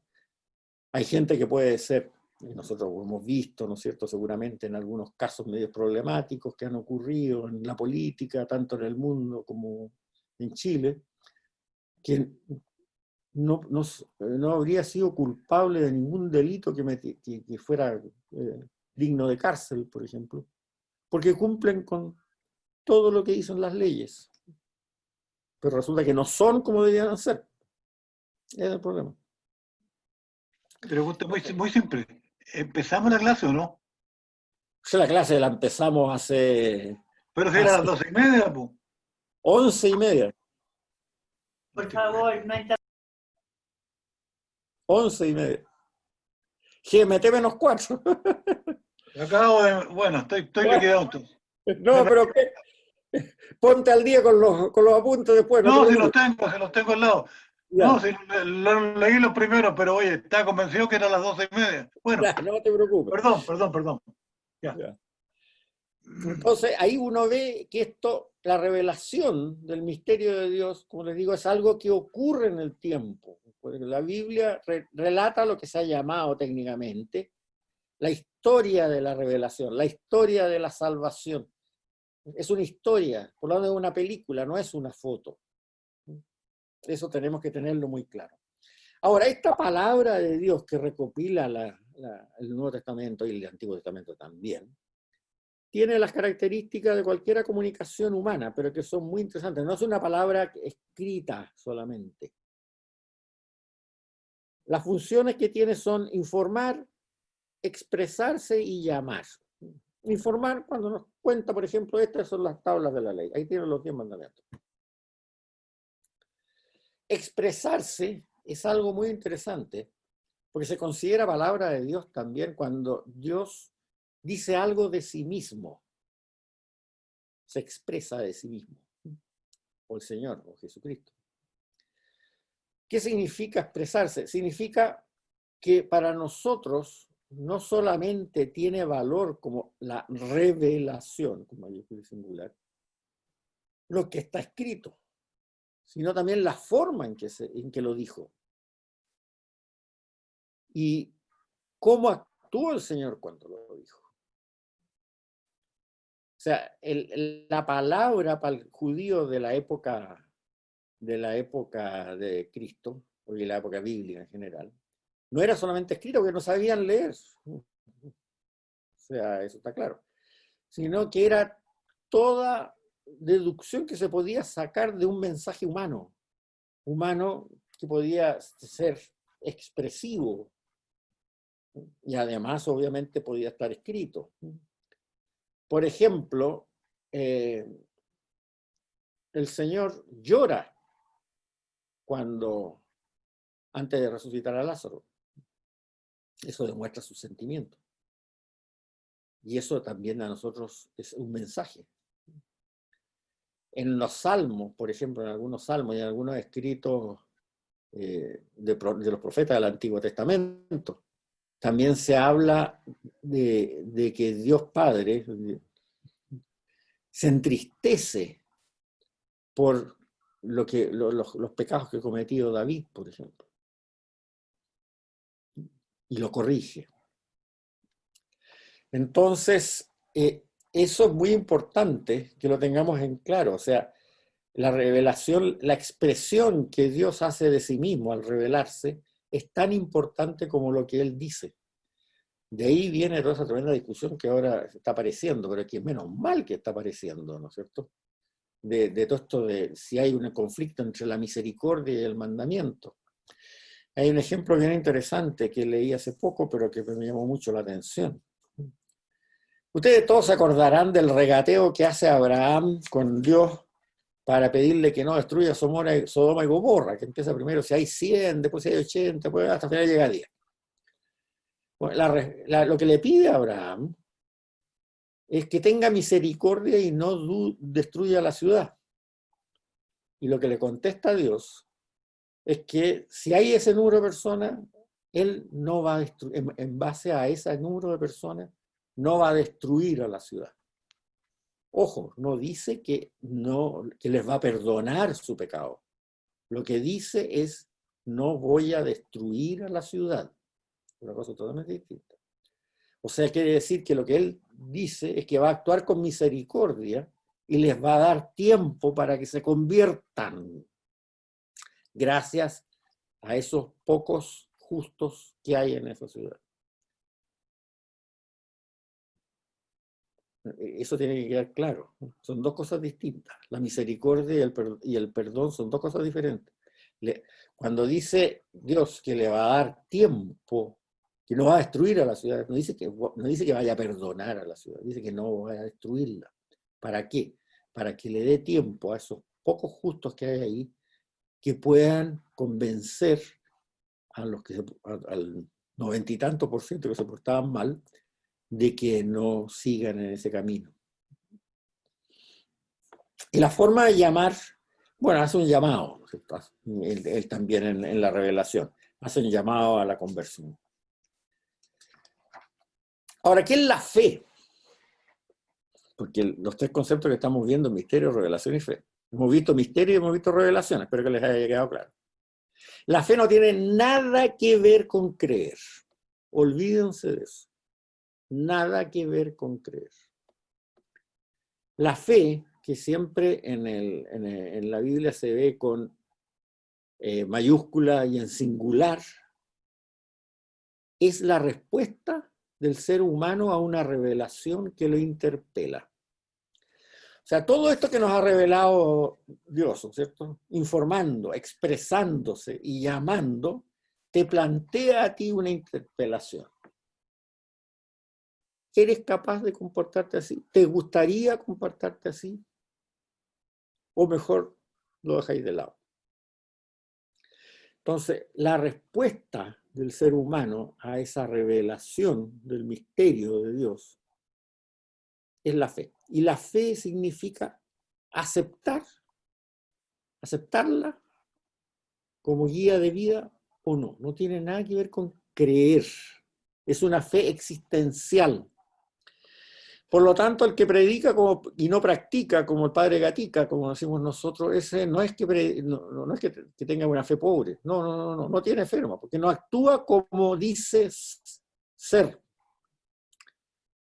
La fe actuante se ve, se transmite viéndola, a los otros viendo, que te puedan ver. No se transmite ni hablando, ni diciendo, ni dándole una fórmula por la cual obligatoria tienes que creer en nada. La fe es nada más que hacer mi verdad existencial esa revelación. Por eso que en la Biblia en general, y es casi siempre en el Antiguo Testamento, y algunas veces no en el Nuevo Testamento, pero ya voy a explicar por qué no. En el Antiguo Testamento los verbos creer y entender prácticamente no aparecen nunca. Lo que aparece es escuchar, adherir o ser fiel. Eso es lo que vale. Eso, la persona que tiene fe es porque adhiere a lo que dice, a la enseñanza del Señor, o es fiel a la enseñanza del Señor, o escucha la voluntad de Dios. Escuchar la revelación significa estar atento a cómo le dice Dios que uno debe actuar en cada circunstancia. Un poco lo que decía, es decir, no un poco, mucho, lo que decía el padre Hurtado, ¿no es cierto? Cuando se preguntaba, ¿y qué haría en esta circunstancia Dios en vez si estuviera en mi lugar?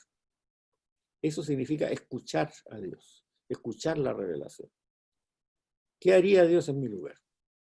En esta circunstancia concreta, no lo está haciendo en forma poética, no, en circunstancias concretas. Por lo tanto, la fe es una manifestación de confianza, no de creencia intelectual, de confianza y de fidelidad. El ejemplo más claro lo pone el mismo Señor cuando dice esa frase en el Evangelio de San Lucas: felices los que escuchan la palabra de Dios y la ponen en práctica. No dice que tengamos que creer en nada. Felices los que escuchan la palabra de Dios y la ponen en práctica. Eso significa la definición de fe de nuestro Señor Jesucristo. Felices los que escuchan la palabra de Dios y la ponen en práctica. Ahora, en el Nuevo Testamento existe algunas veces la palabra creer y entender. En el Antiguo Testamento casi nunca. Pero por una razón muy simple. Porque ya es una traducción al griego. ¿Me entienden? Lo que hablábamos antes. Ya es una traducción al griego. Eso fue predicado en hebreo, en el arameo. Y la palabra creer tiene un significado en hebreo y en arameo de esa época muy distinto. Es confiar. En el ejemplo, por ejemplo, más típico, ¿qué pasa cuando el Señor sana al ciego de nacimiento y después se encuentra con él, porque al principio lo pierde de vista el ciego de nacimiento, y le dice, ¿crees tú en el Hijo del Hombre? Bueno, esa frase tal como está ahí es absurda. Porque no puede creer en Cristo porque Cristo no le ha dicho nada hasta ese momento. Si no le ha dicho nada, ¿cómo va a creer?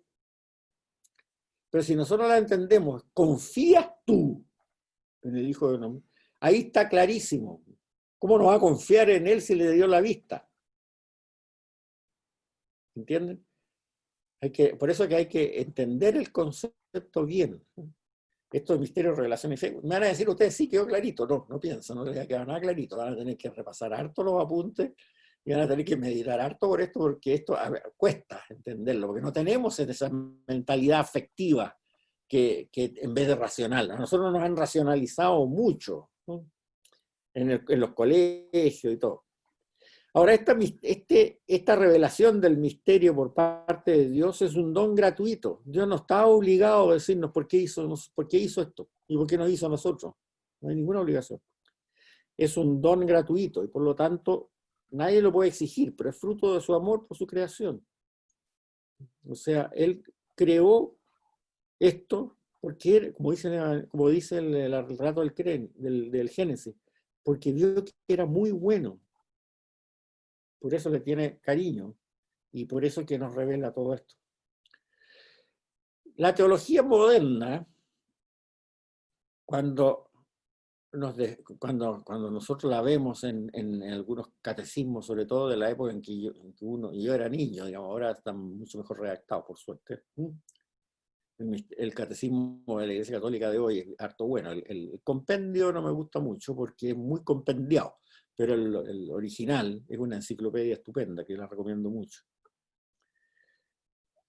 Los catecismos que nosotros nos enseñaron cuando teníamos 7 años, hace 70 años atrás más o menos, era mucho, la pregunta es, ¿qué es Dios?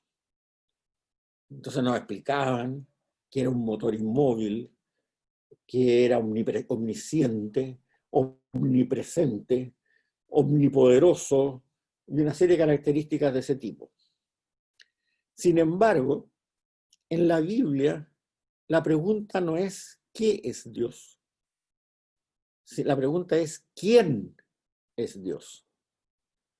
O sea, ¿cuál es la identidad? ¿Cómo se le describe? ¿Cómo veo yo quién es por lo que hace?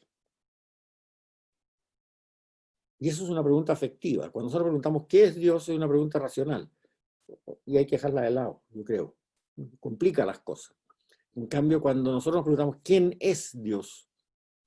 Estamos preguntando ¿cómo actúa? Cuéntame, ¿qué hizo en esta circunstancia cuando se tomó un caso parecido? ¿Quién es Dios?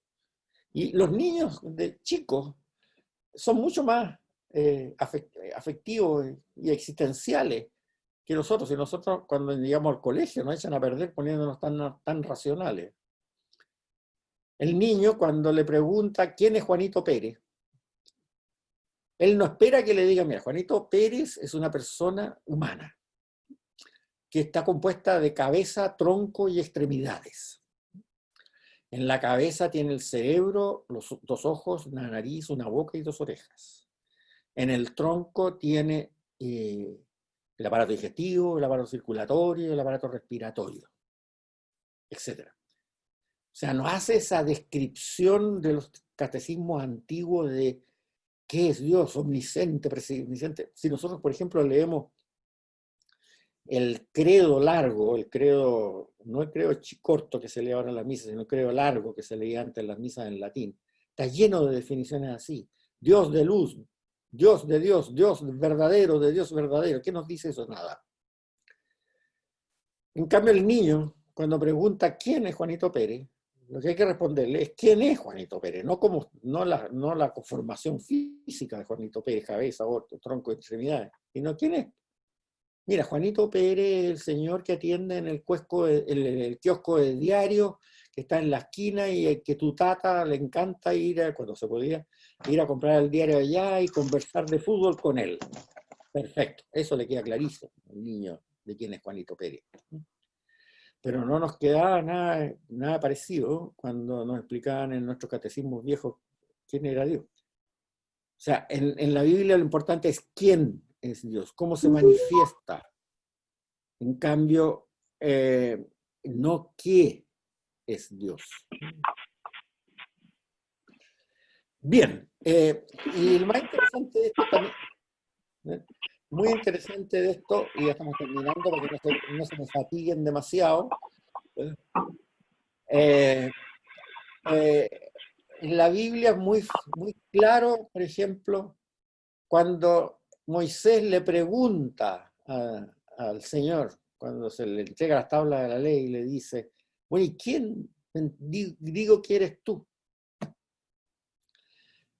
Y Dios le dice, le dirás que Yahvé. Yahvé, ¿qué significa? Yo soy. Bueno, eso lo hemos tratado de explicar mucho, que también filosóficamente el motor inmóvil, que sé yo, no, mucho más fácil. Yo les decía que para poder entender bien una frase en hebreo tenía que ser larga, que explicara bien que estamos hablando de una casa y no de una cosa. ¿Se acuerdan? Lo acabo de decir. Pero Yahvé significa yo soy, pero significa muchas cosas más. Y Dios no la explica, no explica el contexto. Porque Yahvé es un verbo en hebreo impersonal, atemporal. Puede significar yo soy, yo fui, yo era o yo seré.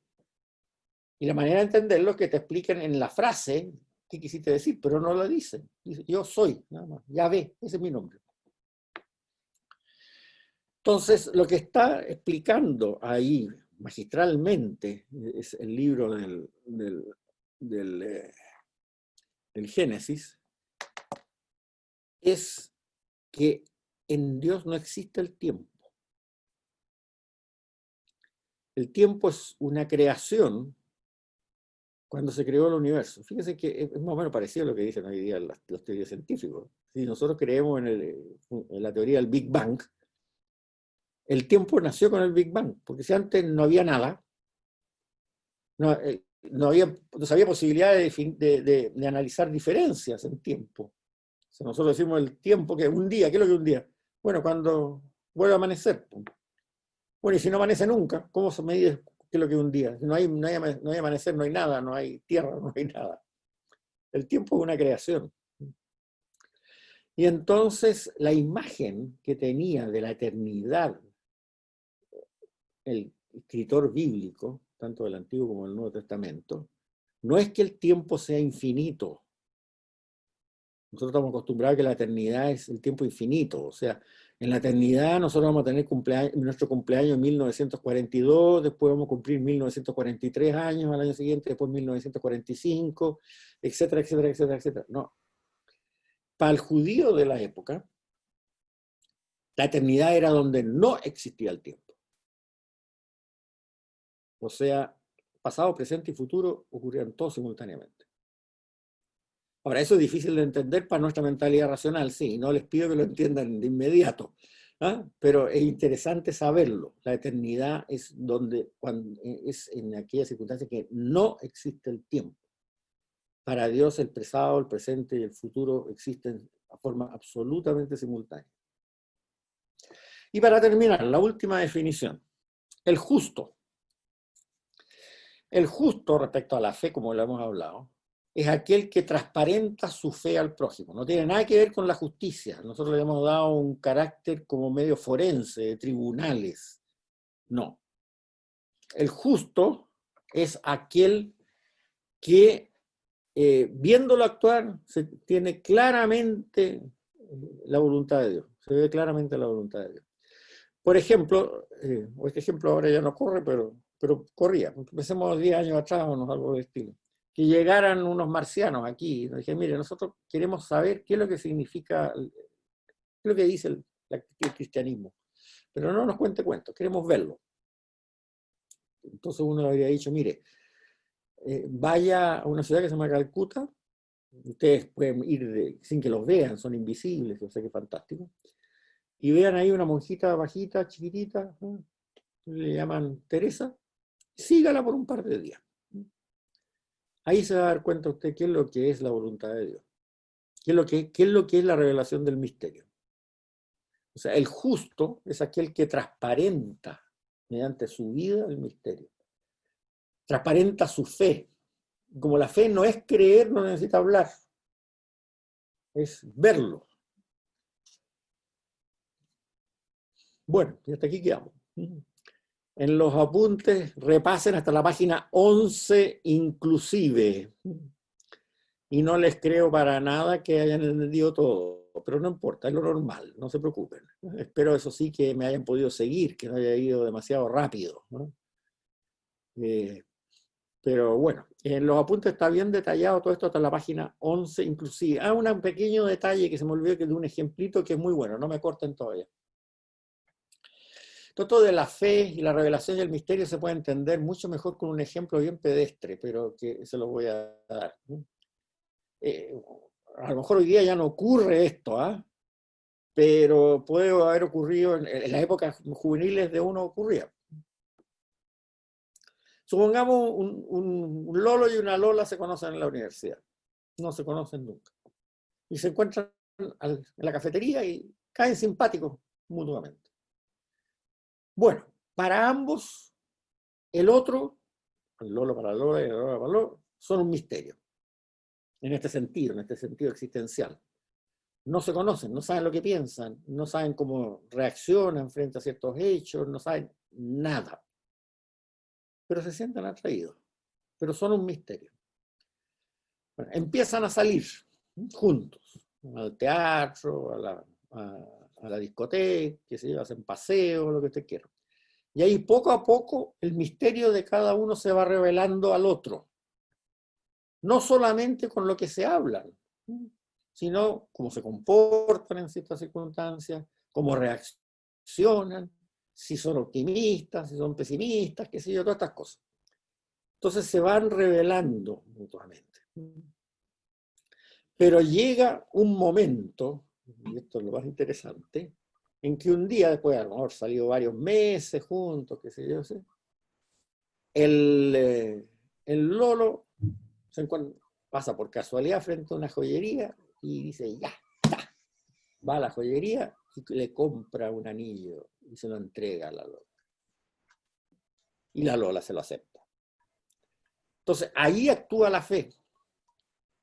Ahí se convierte en fe. O sea, ese misterio que se les había revelado, llega un momento que le interpela al Lolo y dice, oye, ¿te parece que tú efectivamente no sería mejor que formalizaras esto para que compartieras la vida entera con ella?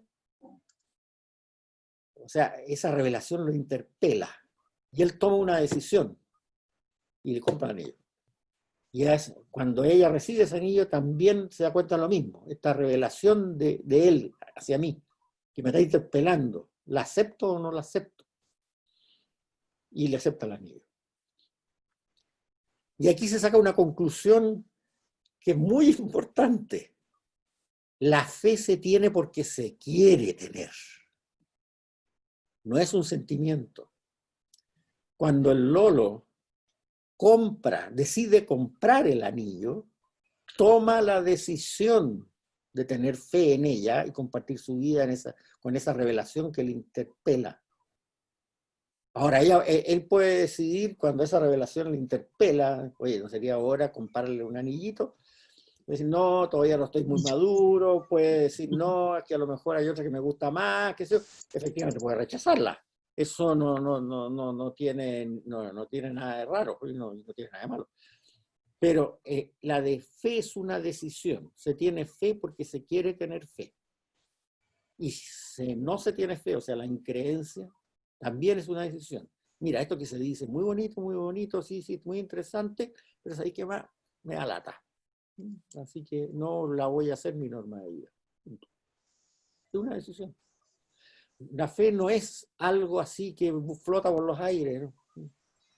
Desde el punto de vista bíblico estoy hablando, ¿eh? La fe es una decisión de la voluntad. Y eso es muy importante. Una pregunta, ¿se escucha? Sí, por favor. Muchas gracias. Eso se me contrapone un poquito a algo que siempre hemos escuchado, que la fe es un don. A ver, ya le digo, esto es una cosa, la cosa bíblica y otras cosas son las interpretaciones bíblicas que después ha sacado la Iglesia, que son muy importantes. En realidad lo que quiso decir San Pablo cuando habló de que la fe es un don, ¿Ya? no quiso decir que la fe es algo que nos cayera del éter, sino que cuando hemos decidido actuar con fe, Dios nos va a dar las gracias, la gracia, para poder mantener esa actitud, que no es nada fácil, porque en la época de San Pablo se llegó hasta el martirio con eso. La ayuda de Dios para sostener la fe, según San Pablo, ese es el don. Pero la fe para San Pablo es claramente lo que acabamos de decir. No sé si algo le aclara o no le aclara. Sí, porque ¿sabes lo que me ha pasado siempre, que he sentido muy arbitrario? Que si uno dice la fe es un don, es como que hubiera un Dios que dijera, a este le doy, a este no le doy. No, no es así. San Pablo, como les digo, acuérdense que San Pablo era judío, pensaba así. Independiente que sus cartas las haya tenido que escribir en griego, porque su Greia no hablaba hebreo. Él pensaba en esto, y lo que se transparenta cuando se interpretan bien sus cartas, como lo vamos a ver ahora, es eso. O sea, Dios lo va a ayudar, pero usted tiene que tomar la decisión. Si usted no toma la decisión, ahí Dios no lo va a ayudar a mantenerla. Entonces desaparece esa ambigüedad, no sé si me entiende. Ahora, ¿qué pasa? La pregunta que uno puede hacer, bueno, ¿y qué pasa con alguien que nunca ha tenido la oportunidad de escuchar la revelación a la cual adherir? No se preocupe, Dios lo va a ayudar a llevar una vida natural buena. Eso sí. Juan Ignacio, y si uno no tiene fe, ¿qué pasa?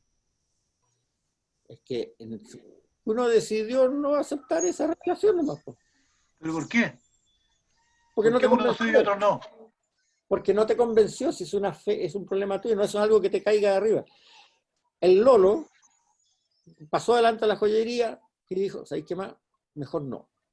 Que hay otra niña también en la universidad que me hace guiño con el ojo y quiero salir con ella también un poco para ver si no me quiero comprometer todavía. Ya, pues. ¿Y hay algunas ayuditas para la fe o no? Que ella me haya ayudita.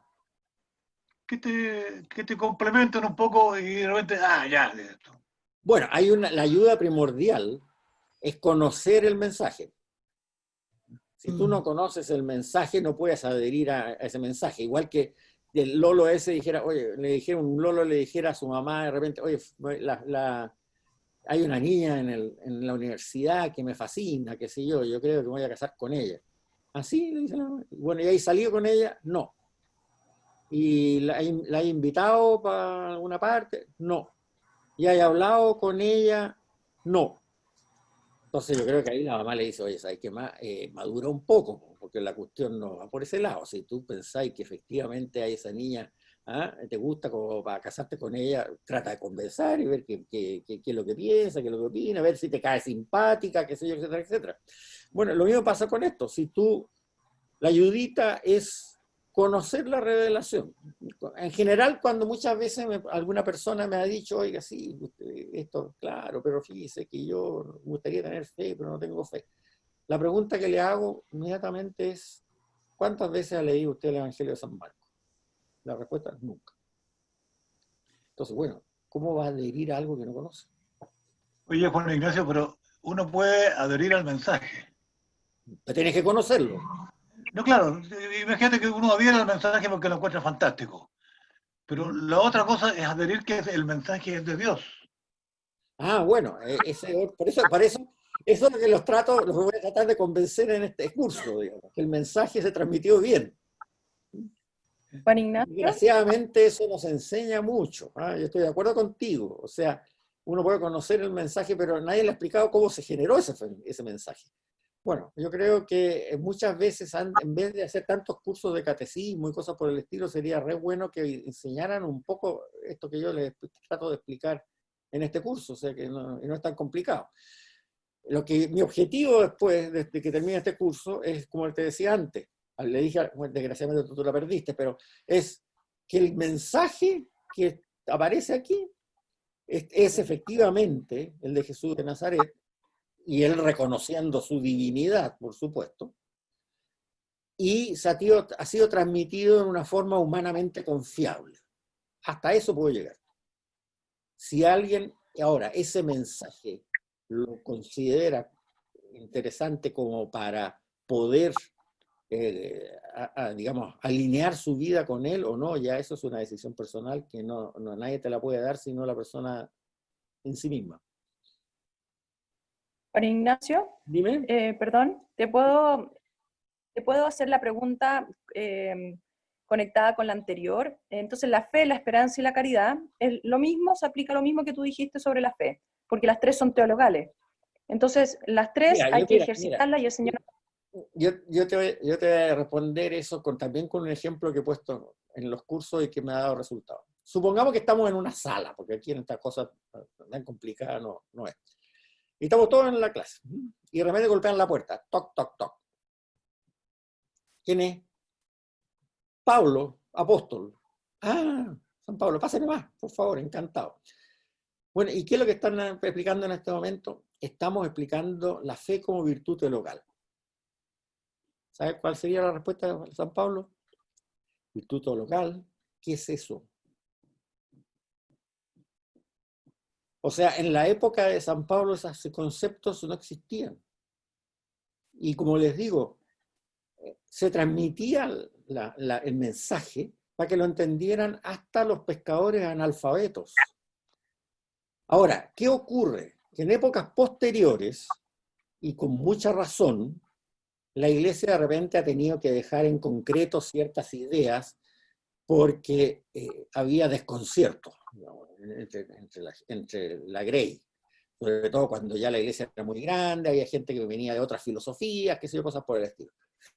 Y entonces ha definido ciertas cosas en forma rigurosa, pero rigurosa para que la entiendan los teólogos, no necesariamente rigurosa para que la entiendan los pescadores analfabetos. Esa es la diferencia. No Juan sé si te Ignacio. quedó clara la respuesta. Juan Ignacio, una pregunta. En ese sentido, el tema de la concupiscencia se consideraría como falta de fe, una fe débil, o porque esa inclinación la tenemos siempre. Buena pregunta. Es malo entrar a la casuística, porque hay casos y casos, depende de quién y de qué tipo de concupiscencia y qué cosas de ese tipo. Pero yo diría también que puede ser una fe inmadura, evidentemente, un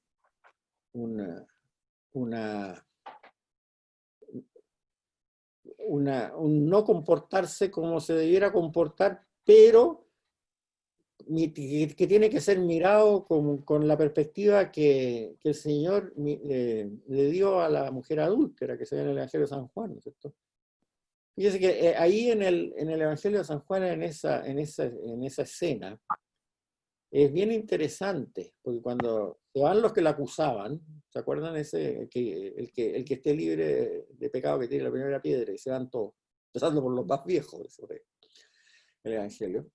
Al final, la mujer le dice, el Señor le dice a la mujer, no le dice, anda, arregla tu asunto y ven después que ahí te voy a perdonar. Que es la forma un poco clásica, como que la Iglesia lo ha enseñado últimamente, ¿no es cierto? O sea, arregla tu cuestión y después te doy la absolución. En cambio, ¿qué es lo que hace el Señor? Le dice, ya, yo también te perdono, anda y no peques más. Pero le está diciendo en el fondo, anda y trata de arreglar tú el problema, pero yo ya te doy la absolución. Si tú arreglas el problema, yo ya te doy la resolución hoy. ¿Se fijan? El orden de los hechos es exactamente al revés. Porque además no sabemos cuál era el problema que tenía esa mujer adúltera. O sea, mujer adúltera en esa época significaba muchas cosas. Podía ser una mujer conviviente o una mujer adúltera conviviente con un tercero, digámoslo así. O podía ser una mujer que hubiera tenido algunas salidas por ahí, pero que siguiera viviendo con su marido, no sé, puede haber muchas cosas. Y dependiendo del caso, el arreglar el problema podía tener diferentes caminos y no era fácil, ¿no? Si era una persona que había tenido sus saliditas nomás, y bueno, no sacáis más. Pero si era una persona que estaba conviviendo con otra persona permanentemente, ya el arreglarla no es tan fácil. Pero el Señor no le dice, anda, arregla tu problema y después te perdono. No, le dice, anda, yo te perdono y no peques más. O sea, yo te perdono y ve tú cómo arreglas tu problema para que no peques más. Se le da a ella la iniciativa de cómo arreglar el problema. Y además, implícitamente le está diciendo que se tome un tiempo prudente para poderlo arreglar, porque pues, no sabemos de qué se trataba. No sé si te queda claro, más claro ahí. Sí, gracias. ¿Más preguntas?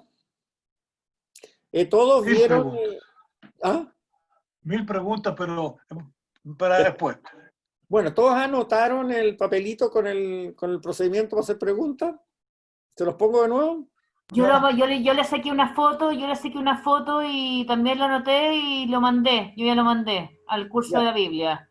Ahí está. Ya, ya. Lo voy a mandar de nuevo por si acaso para que alguien lo tenga, ¿ya?